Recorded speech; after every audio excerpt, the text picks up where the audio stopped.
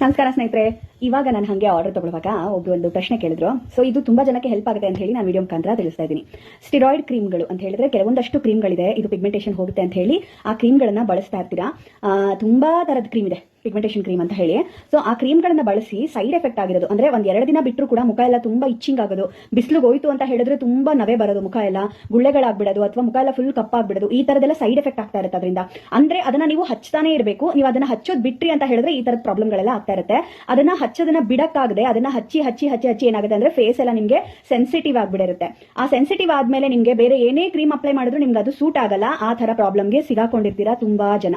So ಯಾಕಂದ್ರೆ ನಾನೇ personal ಆಗಿ ತುಂಬಾ ಜನಕ್ಕೆ ಆಯಿಲ್ ಅನ್ನ ಕೊಟ್ಟಿದ್ದೀನಿ ಈ ತರ ಪ್ರಾಬ್ಲಮ್ ಇರೋರಿಗೆ ಆ ಪ್ರಾಬ್ಲಮ್ ಸಾಲ್ವ್ ಮಾಡ್ಕೊಳಕ್ಕೆ ಅಂತ ಹೇಳಿ. ಸೊ ಇವಾಗ ನಮ್ದು ಸ್ಕಿನ್ ಬ್ರೈಟ್ನಿಂಗ್ ಕ್ರೀಮ್ ಏನಿದೆ ಅಲ್ಲ, ಯಾರಾದ್ರೂ ಆ ತರ ಕ್ರೀಮ್ ಗಳನ್ನ ಬಳಸಿ ಸ್ಕಿನ್ ಪ್ರಾಬ್ಲಮ್ಗೆ ಈ ತರ ಒಳಗಾಗಿದ್ದೀರಾ ಅಂದ್ರೆ ಅದನ್ನ ಬಿಡಕ್ಕಾಗದೆ ಒದ್ದಾಡ್ತಾ ಇದ್ದೀರಾ ಅಂತ ಹೇಳಿದ್ರೆ ಖಂಡಿತ ನಮ್ಮ ಸ್ಕಿನ್ ಬ್ರೈಟ್ನಿಂಗ್ ಕ್ರೀಮ್ ಅನ್ನ ಅಪ್ಲೈ ಮಾಡಿ ನೀವು ಆರಾಮಾಗಿ ಆ ಕ್ರೀಮ್ ಗಳನ್ನ ಬಿಡಬಹುದು.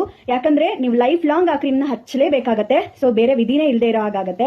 ಹಾಗಾಗಿ ಆತರ ಯಾರಾದ್ರೂ ಕ್ರೀಮ್ ಗಳನ್ನ ಬಿಡಬೇಕು ಮೇಡಮ್, ನಮ್ಗೆ ಕ್ರೀಮ್ ನೇ ಬಿಡಕ್ ಆಗ್ತಾ ಇಲ್ಲ ಅನ್ನೋರು ಖಂಡಿತ ನಮ್ಮ ಸ್ಕಿನ್ ಬ್ರೈಟ್ನಿಂಗ್ ಕ್ರೀಮ್ ನ ಟ್ರೈ ಮಾಡಿ. ಆದ್ರೆ ನೀವು ಆ ಕ್ರೀಮ್ ಅನ್ನ ಹಚ್ಚೋದ್ಬಿಟ್ಟು ನಮ್ಮ ಕ್ರೀಮ್ ಅನ್ನ ಹಚ್ಚಬೇಕಾಗುತ್ತೆ. ನಮ್ಮ ಕ್ರೀಮ್ ಬೇಕಾದ್ರೆ ನೀವು ಯಾವಾಗ ಬೇಕಾದ್ರೂ ಬಿಡಬಹುದು, ಏನು ತೊಂದರೆ ಆಗಲ್ಲ. ಯಾಕಂದ್ರೆ ಇದು ಹರ್ಬಲ್ ಕ್ರೀಮ್ ಆಗಿರುತ್ತೆ. ಸೊ ಹಾಗಾಗಿ ಓಕೆನಾ.